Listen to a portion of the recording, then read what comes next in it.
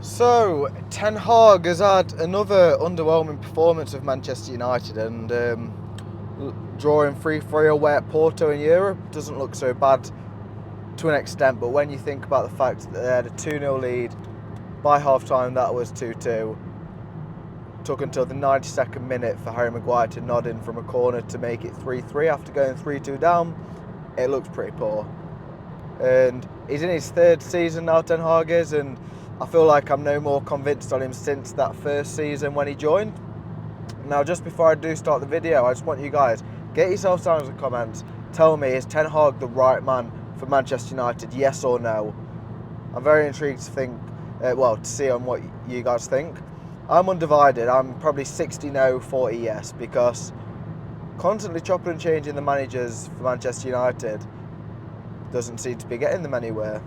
And, you know, the more that they keep changing, the more that they keep asking the players to do different things, play different roles, play different formations. But it just doesn't seem to be working. This summer they signed De Ligt, they signed Missouri, Ugarte, Xerxes, all players who have signed for them.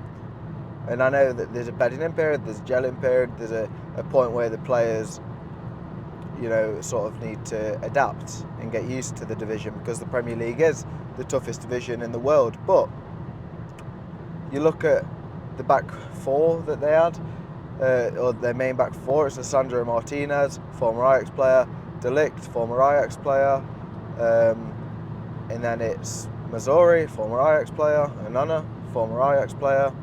And when Ten Hag was with Ajax, yes, he had a couple of decent European runs, like the one where they got to the semi-final and Spurs knocked them out in the end, and they looked really good during that. I think they may have knocked out Madrid. I'm not sure, actually. They knocked out some decent teams, anyway, put it that way. And they were, you know, at that point, the Eredivisie was like the 5th, 6th, 7th best league in the world. And although these players are good, you know, De Ligt's gone to Juventus, and obviously Bayern. Missouri's been at Bayern. Onana went to Inter. Martinez has come straight to the Prem after being potentially the best player in the Eredivisie that season. And the step up is just so great, and there's a reason why Ten Hag hasn't been able to come into the Premier League and play that tiki-taka, tight, one-touch style of football which he played with Ajax, where they had these good European runs and did really well in the Eredivisie, because the Premier League is a different animal. You've got to change your tactics, and I'm not convinced that Ten Hag is being able to change his tactics to suit the Premier League. The fundamentals are there. It's a 4-2-3-1 structure. Fernandes is that free roaming cam. Where it's Xerxes playing, he drops back as well and contributes more to build-up play. When it's Højlund, it's more of a Haaland role, where it's getting in behind, being that physical man up front. Garnacho's good. Ahmad has obviously come into the lineup. Rashford, the jury's still out on whether he's good. But I feel like as an overall team, it's really good.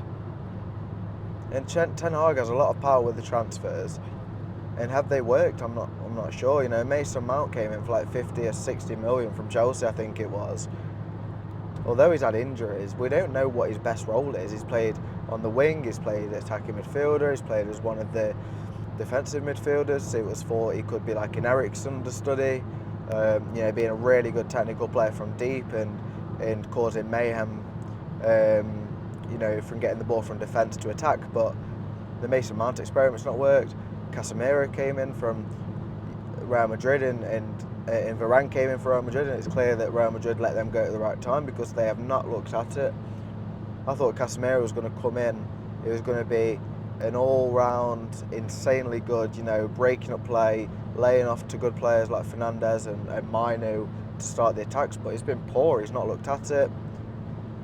Ugarte, I'm looking forward to see how he does, but it just feels like every player that Manchester United get, they don't improve them. And I had this discussion with somebody the other day. I was saying, like, when was the last time Manchester United turned a profit on a player? How long ago are we looking? Obviously, Dan James, they turned a bit of a profit on him, I think. And there were a couple of smaller players, you know, some academy players have left them and they've turned a profit. But seriously, like, when did they last have a player and just turn them to be a world beater? You look at Klopp's reign with Liverpool, just not too far away, a rival of Manchester United, almost at least half of the players which he had during that reign, he made better. And they didn't necessarily sell them all. Coutinho was sold, but they didn't really sell the main core of the team because they wanted to build it and win the Premier League like they did. But Salah, Firmino, Mane, Jordan Henderson, Fabinho, Van Dijk, Matip, Gomez, Trent, Robertson, there's so many more that I could name, all improved, and Ten Hag hasn't improved a single player. Manchester United, since Ferguson, haven't improved a single player. There's something rotten at that club, and we know it. Jim Ratcliffe's said it. Look at how much stuff the Austrian manager Rangnick has said since when he was at the club and when he left. He said that the club needs digging up. It's rotten to the core. There's no quick fix to sort it out because there's so much going wrong with it. The best times that they've had since Ferguson left when was that? Over a decade ago now? About a decade? Is having Solskjaer. And what does Solskjaer do? He just brought a bit more of a mentality to the club. Manchester United's mentality has been destroyed since Fergie left, and Ten Hag isn't doing anything to build up that mentality and build up their reputation. They're not a team that you come up against.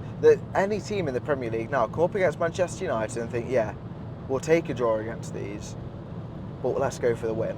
It's not, let's try not to concede too many goals and try and hang on to a draw. It's, we can probably get a draw, let's go for the win. Sheffield United last season, worst team in the Premier League for years, absolute years, managed to get, I can't remember whether it was a point against them or they hung in until late. But certainly made it a competitive match. This season, there's not been any games where Manchester United have won and looked like they've blown the opposition out of the water. And I'm not sure where the Ten Hag progression is. It's rumoured that, a couple more bad results before the next international break, it will be him going and Van Nistelrooy will come in and replace him, but is it just another quick fix? He did well at PSV last season, Van Nistelrooy did. He did well in the Eredivisie. Who else did well in the Eredivisie? Ten Hag. How's that going in the Premier League? Not too well. Not too well at all, is it? This isn't a video where I'm going to discuss who's good for Manchester United as the next manager because, quite frankly, it's above my pay grade. But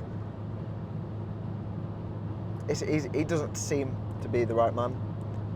He doesn't seem to be cultivating the players and motivating them to do better. He's got a very direct approach. He's a Dutchman. He's very direct. He'll say what he thinks. And it's weird because that's sort of what Ferguson did, but from a man management perspective, I'm not looking at Ten Hag and thinking that he's exactly captivating these players. So, as I said at the start of the video, tell me, why is the bloody standstill traffic? As I said at the start of the video, tell me, what do you think about Ten Hag? Should he go? Is Van Nistelrooy the right man to come and replace him? It was interesting that they got Van Nistelrooy in the summer to come in as an assistant manager after being a PSV manager. Was this the plan all along? Let me know down in the comments. Thank you very much for watching. Please subscribe to the channel, like the video, and I will catch you in the next one.